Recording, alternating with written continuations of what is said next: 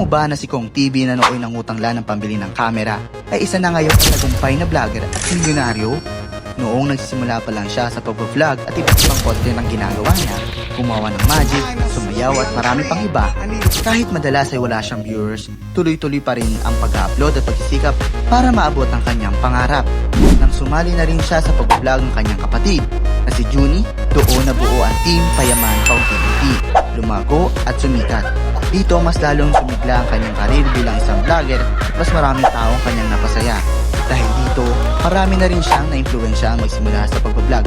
Ngayon na natulungan na niya ang buong Team Payaman, mas pinili na niya mag-focus sa sarili niyang buhay at sa pagbuo ng pamilya. Hanggang sa ikinasal na siya sa kanyang asawa na si V. Cortez Velasquez at biniyayaan ng 2 anak. At ngayon, kahit na makamit na niya ang salitang payaman, patuloy pa rin si Kong TV sa pag-vlog at pagpapasaya ng kanyang mga viewers.